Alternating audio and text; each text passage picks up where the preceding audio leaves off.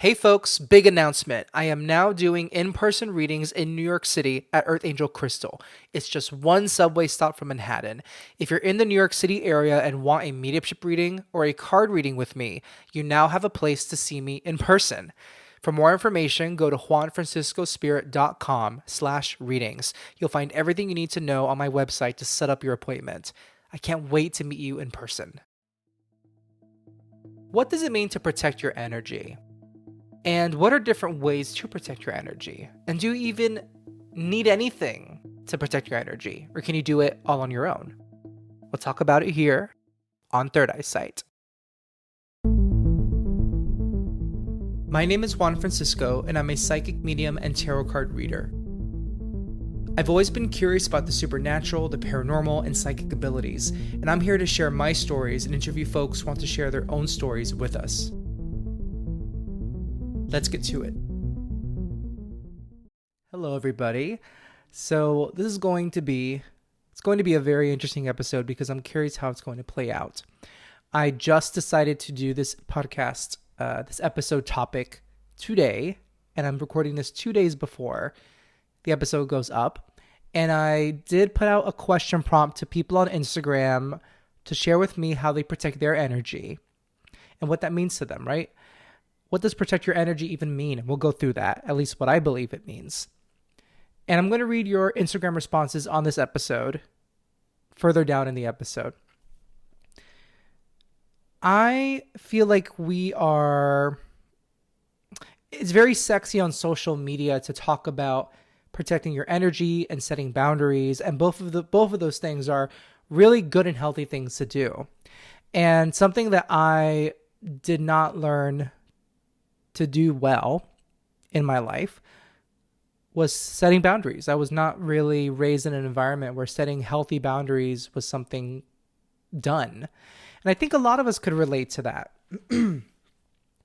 By the way, for those of you on YouTube, I'm wearing blue light glasses because my eyes are strained from screens today. So this is a new look on the podcast, I know.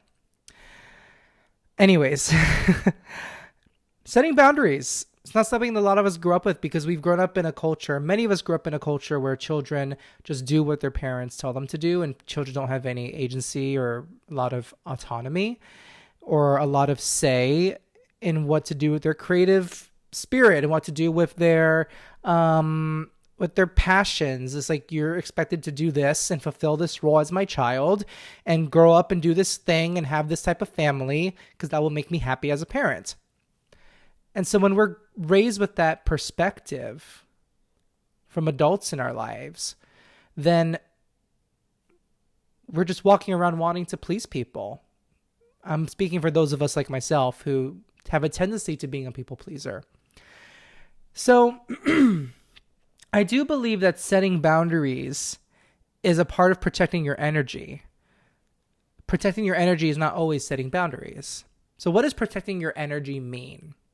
To me, what protecting your energy means is that you don't necessarily have to even say anything to the other person that you're having the energetic struggle with, the disagreement with.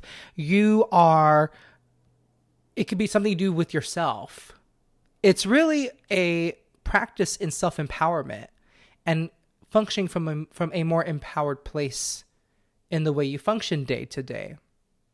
So for instance, if you decide you want to go on a first date or go out to a club with friends and it's such a new experience for you, or it's a new location, a new place, a new person, new people you're meeting, something that is not a bad idea to do is to, at home before you go out, whether it's sage spray, Palo Santo, agua Florida, Florida water spray, or just with no tools at all, just with yourself, just pray for, protect my energy. Let no energy that does not serve me seep into my aura, into my energy field.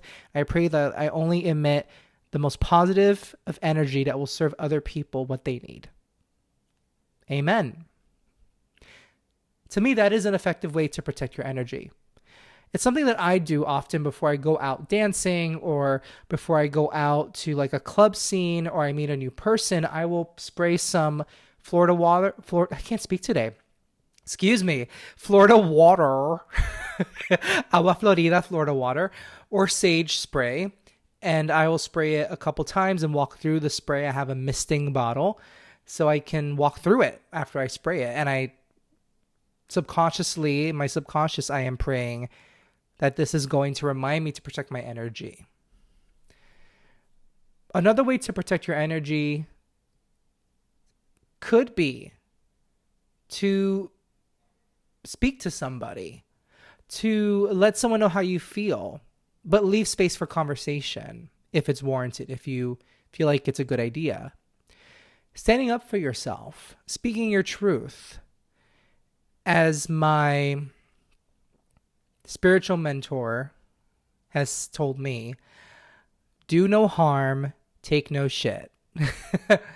And I think there's so much truth to that, because you want to speak your truth, but you want to be fair to other people as much as you are trying to be fair to yourself.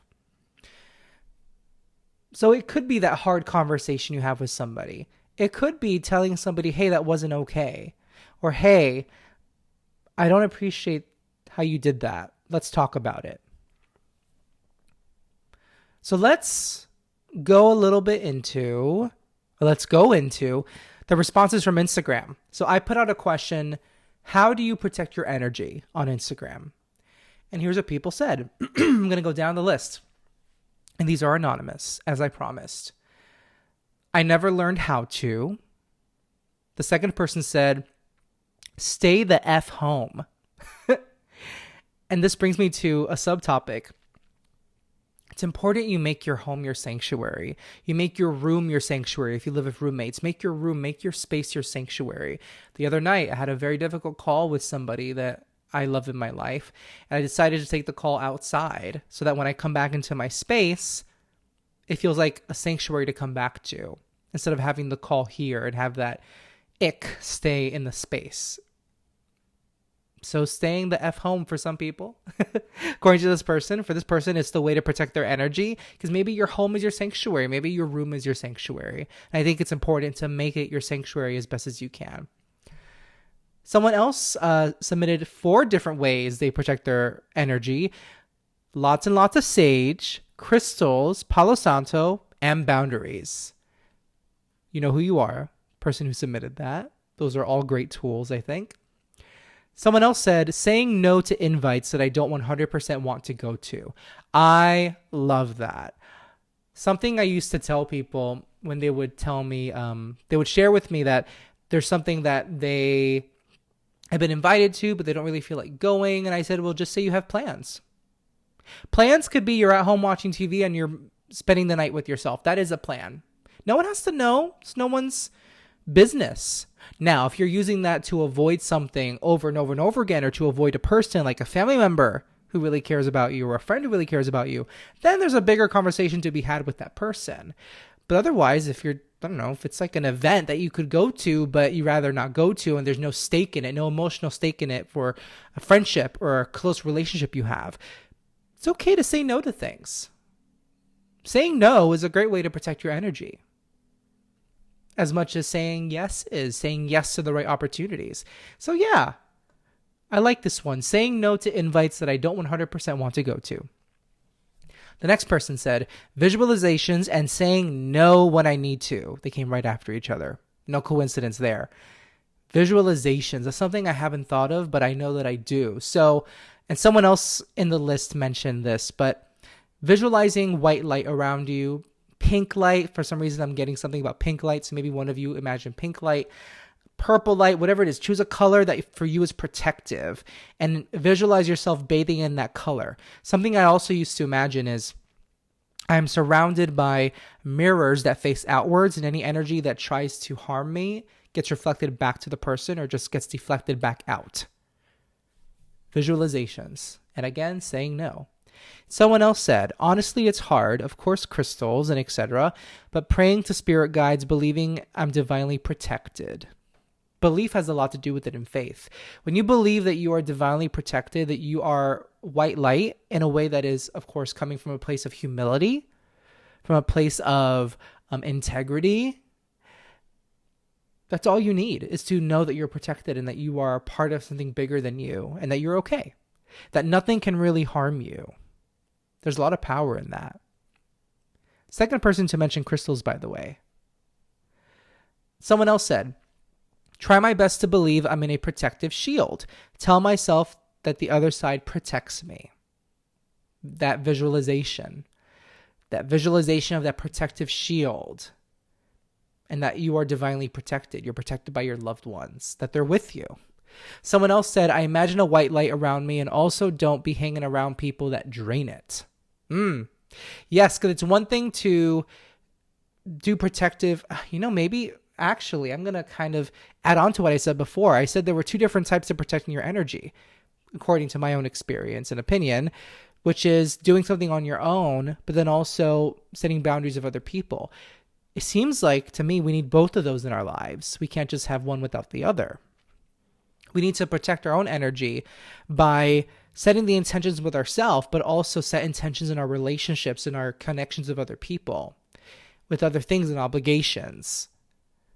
So imagining a white light and also not hanging around people that drain it, this person says. So choosing the people that you believe lift you up, contribute to your sense of well-being. And it's not that you're depending on people for your sense of well-being. It's that you are making sure that the outside, the work you're doing on the outside, the connections you're fostering on the outside, reflect the healthy connection you're working on the inside. And that the connection you're working on the inside with yourself, your highest self, is reflected in how you are connecting with people outside of yourself too. The next person said, I don't. I don't protect my energy.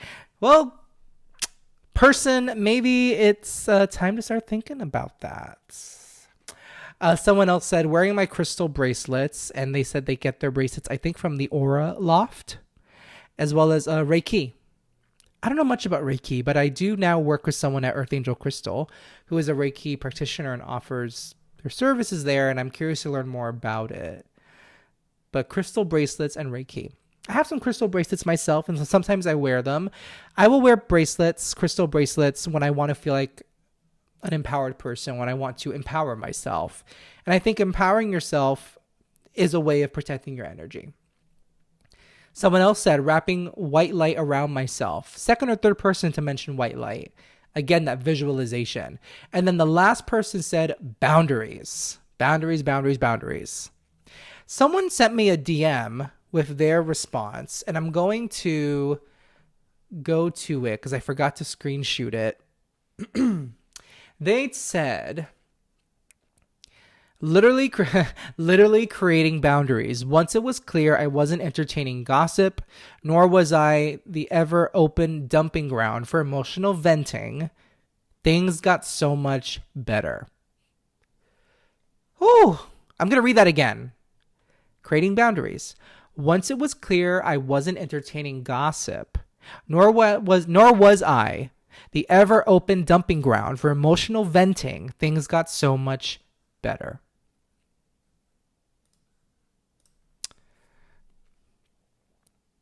That's a lot to think about, and it's very helpful. So thank you to the person who submitted that. The reason I decided to do this podcast episode is because I just made a very difficult decision in my life to change my social circle a little bit, because I'm done with being around people who just want to complain all the time, who just want to come from a victimhood place. I think I mentioned this on the podcast before, the victimhood state.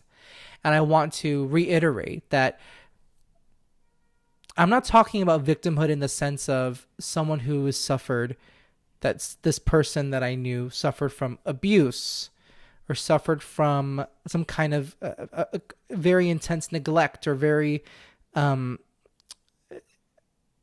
wasn't anything of that level. And so I want to make it clear that playing the victim, I think, when I say playing the victim, I only say that in reference to situations where I'm just going to say like first world problems.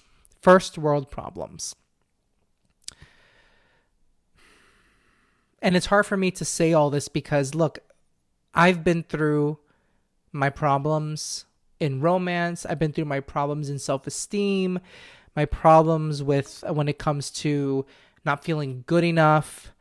And I'll just speak for myself that I feel like a lot of that time I was playing a victim. And it's not that I don't have compassion for that former self, because he was hurting and he knew nothing better because of the environment he grew up in. But then I decided, well, okay, this isn't working for me. So I need to think of this or look at this in a different way. And so I'm trying not to be in this place of seeing myself as a victim for when it comes to things that I can so easily handle myself or change myself. So when it came to this person I knew, it was always about, there were certain situations where they were playing the victim a lot. And there were situations they could easily get themselves out of, or states of mind they can get themselves out of. And it was not a case of abuse or anything that so serious. And I decided after a year, almost a year and a half, that I need to protect my energy. I need to really be careful how often I'm around this person, because it's starting to rub off on me. The way they want to talk nasty about other people, the way they want to see the world through such a negative lens, see people through such a negative lens. And sometimes it was funny. And I can be very catty just to be funny. But it's different when it's like a joke, a one-off joke versus, okay, now we're talking about this thing again. We're talking about these people you don't like again. And we're talking about this romantic partner again. And I just decided, nah, I've had enough of that. I've had enough of it. And it was one of the hardest decisions I've ever had to make. But the only reason it also felt so easy is because I got to a point where I was just done. And I loved the person. They were so important to me. But it was starting to weigh me down. It was starting to bring me down. And I sometimes you just have to make a hard decision, and that's for each person to decide. I'm not saying that if you have a friend who brings you down, you got to cut them off. Absolutely not. This is just what worked for me.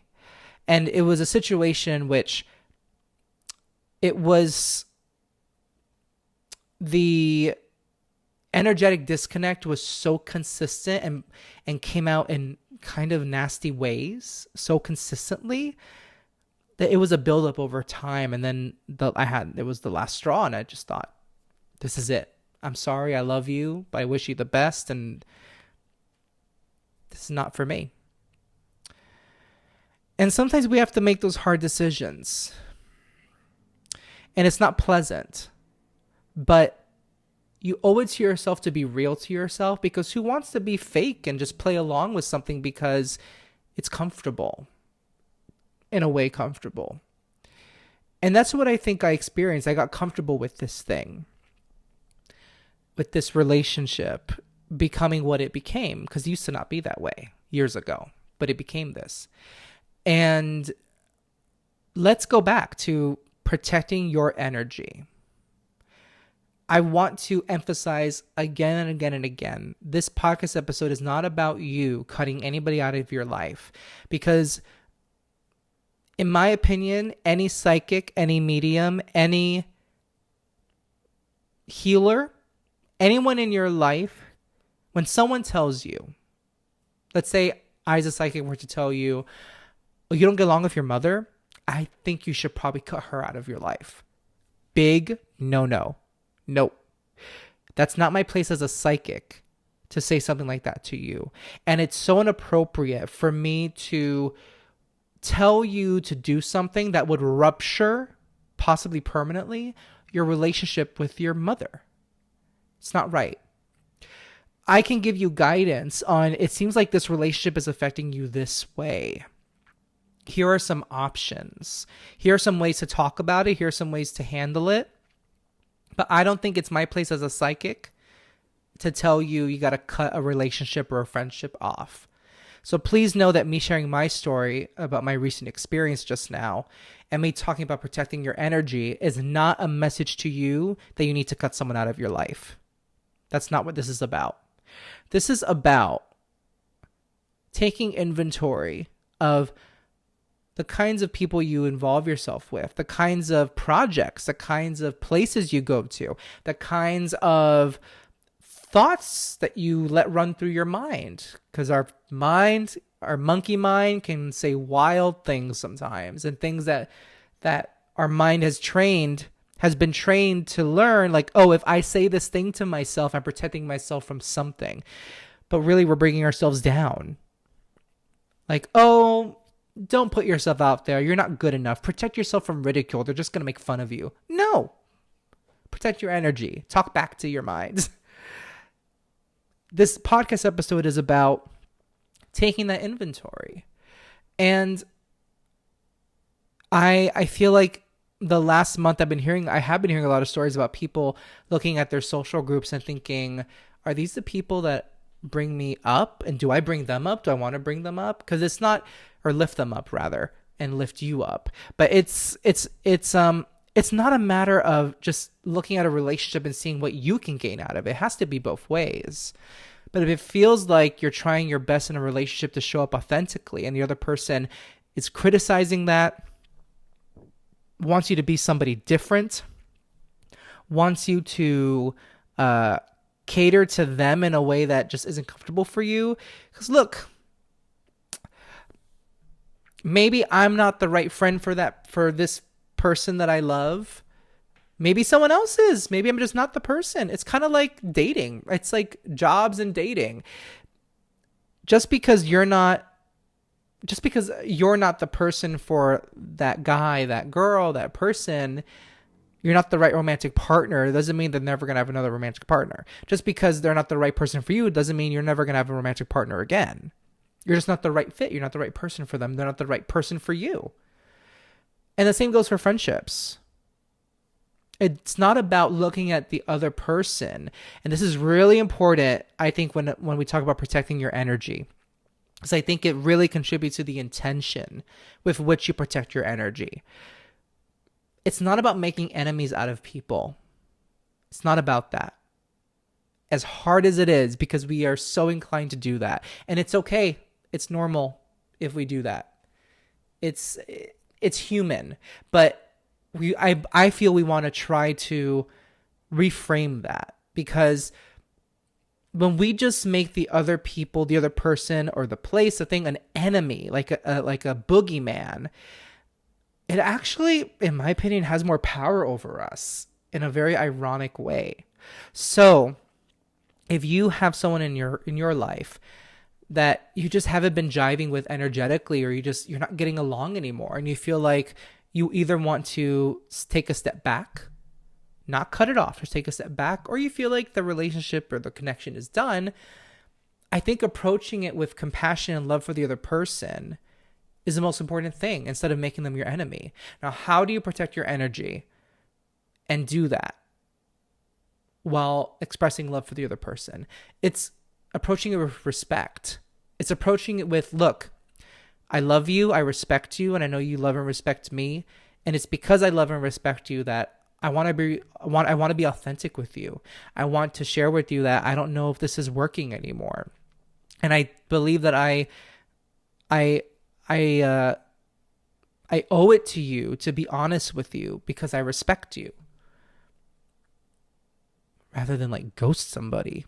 Like, ghosting is such a sign of either, in my opinion, ghosting is such a sign, whether you're ghosting a friendship, ghosting someone you're dating, ghosting is, in my opinion, a sign of being afraid of rejection. Because if you just tell somebody you're not into them, you tell somebody it's not working, you're afraid of feeling like the bad person, thus being rejected.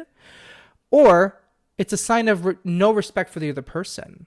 And both of those things are not very, it's not fair. The first is not fair to yourself, because you're not the bad person for being honest in a kind way. And the second thing is not being fair to the other person, because you're just blowing them off. So we have to approach protecting our energy, not from a place of, oh, these people are bad and I want them out of my life, I'm protecting my energy. as tempting as that is, 'cause listen, I've done that. I've been there myself. I think striving to see the other people as, this person doing this nasty thing, or these people behaving in this way that I think is inappropriate, they got stuff going on and it's none of my business. And I love them, I respect them, or let's just say maybe you don't respect them anymore. I don't know where you're at, listener, if you're in this situation. I love them, or I have loved them deeply before, but they got their own stuff going on, and that's for them to figure out. And I think there is space to have some compassion for people who are going through their own stuff, but it doesn't excuse them from projecting their stuff onto you. I just had a thought come up and it just escaped me. But I think it's so easy to make people the enemy. And I think that's why that's why healthy breakups, healthy endings to loving connections, sometimes it feels even harder because we're not just reaching for the drama. We're not just reaching for a reason to yell at them, a reason to make them the bad person. Like, we still acknowledge we love them, but it's not working out. That's hard. That's really hard. It's easier said than done. This is the thought I had. I have met people in my life who will say, "Oh, I don't need that negative energy in my life. Oh, that negative energy, I don't need it." But they're the ones contributing the negative energy. It's one of my pet peeves. One of my pet peeves. Now, how do you know if you're not the one with negative energy? How do you know you're not the one who is being the catty one? How do we know that? This is such a personal thing, and it's a case-by-case basis. Like, I felt the way I felt about this connection I had, about just feeling that I just didn't want to be around this. It sounds so cliche, but around this negative energy. And the reason I felt like I wasn't the crazy one is because I really felt that I was doing my best. I was doing my best to continue this connection, even though I felt uncomfortable with it because I love this person. Someone else may look at my situation and think that I'm the one that's being negative. I'm sure that's how they feel, that person. But at the end of the day, it's over, and we owe nothing to each other. And that's something we both can live with. At least that's something I'll speak for myself. That's something I can live with, is that I made this decision and I feel good about it. Now, this is where a lot of gaslighting can happen. Going back to what I was saying about, people who say, I don't need that negative energy, but yet they're the ones contributing to that negative energy. Yeah, how do you know if you're the one that's the negative one? I think only you know. I think you need to operate from a place of honesty, authenticity, and fairness. And I think when you have those three things going on and you're doing your best, I would like to think that that is a sign that you are not the one contributing negative energy in the connection or in the dynamic. Human relationships are so tricky. And in the spiritual world, the spiritual industry, how many times do we see people talking about negative energy, attachments, and I think one time I saw someone on Instagram or heard someone say somewhere, oh, that voodoo energy.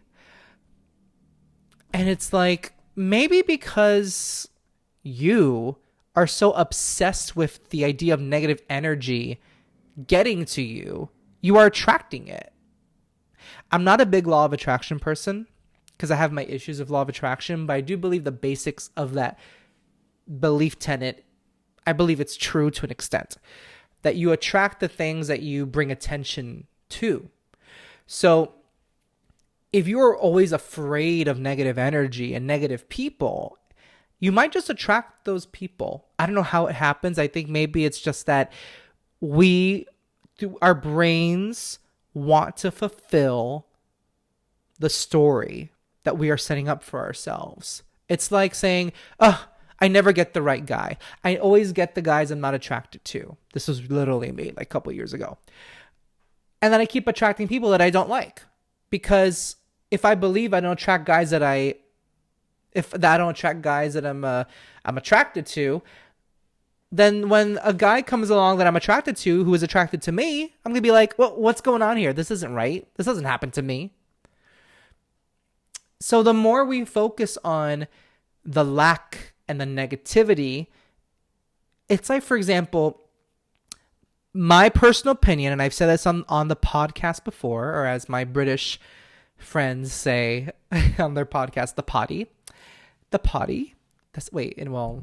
With 2 D's, not 2 T's. But anyways, when I enter a home and I see a bunch of crosses everywhere, which I haven't really experienced, but like in movies, or the idea of like a whole bunch of crosses and a religious statues like filling a wall, I think, what is this person afraid of? This is kind of creepy. And look, I got a cross, I got Mother Mary, I got my sage.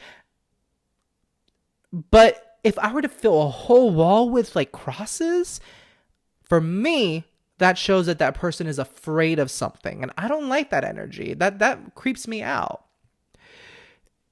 And so the more we're giving power to a thing that we're afraid of, the harder it is to protect our energy.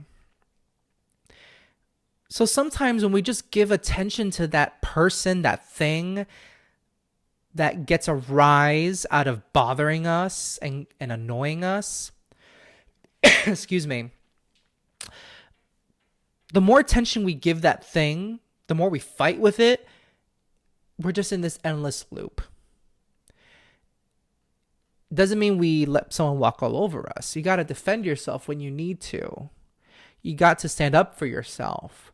But if it's not going to result in you setting a healthy boundary, or in the conversation or the dynamic ending, just best to let it go. What a way to protect your energy, to let something go. I feel like I can go on and on about this topic, but I think we're going to end it there because we've just reached 30 minutes. And this is it's a big topic. And I think the very last thing I'll say is physical tools are great for protecting your energy, but you do not need physical tools to protect your energy. I use my spray bottles, my sage, and my Florida water. I said it right that time. Florida water. Got my sage to burn and to smudge. Got my cross, my Mother Mary. I got some candles when I want to light them. I got Palo Santo just in case. I don't really use it. Got my crystals. I'm looking at this one hemimorphite crystal I love. But I don't need these physical tools to protect myself. Your energy, your thoughts as prayers, your visualization, these things are very powerful in and of them. See? I can't talk again. These things that you already have within you are powerful enough in and of themselves. Reminds me of when Glinda told Dorothy. Dorothy said, why don't you... I could have gone home all this time by just clicking her heels. And Glinda said, you always had the power within you. It was always within you. And I recently saw the Broadway show The Wiz, which I highly recommend to everybody. It was a beautiful show, great cast. And in the show, Dorothy tells Glinda, if I could have gone home all this time, why'd you make me go through that whole journey? And Glinda said, because you had to go through it to learn the power you have within you. I almost cried at that line. It was an emotional night as it was before the show, and that show just made me cry. And you have the power within you to protect your energy. The physical tools we use, even I as a psychic using tarot cards, I don't really need the tarot cards to read as a psychic. But I do like having them as a tool because they help me with my psychic abilities. I don't need to burn sage to cleanse my space, but I like using it because it is a token. It is a symbol of how I'm protecting my space and honoring my space. I've shared this story before. There was a time when I stopped burning sage in my studio apartment and I started using my hands to bless my space, and I felt great. It worked. But I do like the smell of burning sage. It's like how I say we're all psychic, and some may use tarot cards, some may use runes, some may use, reading tea leaves. There's so many ways to read as a psychic. There is no one right way. But the one thing that binds us all is that intrinsic nature, the intrinsic psychic nature we all have. The tools are a bonus, but the power is within you. So when you're protecting your energy, use the tools that resonate with you. I highly recommend the things that I mentioned: the sage, the Florida water, candles, statuettes or statues if you want statues, and crystals. I recommend these things. I think they are visual reminders outside of our bodies of the protection we have within and around us. My Jesus cross is not Jesus. It is a symbol of Jesus for me, and it reminds me of the connection I have with Jesus, but I don't need the cross here on my shelf that I'm looking at to remind me that Jesus is in my life as a guide, as a master, as a teacher. So when protecting your energy, know that you have the power within you. You can do it. I hope you have a beautiful rest of your day. And if you have any thoughts at all about what was in this podcast episode, email me, DM me. I want to hear your thoughts. Have a good one. If you have a question or topic you want me to cover on Third Eyesight, head to my website, juanfranciscospirit.com/contact, and send a message my way. If you really enjoyed this episode, leave a review wherever you listen. I'd really appreciate it.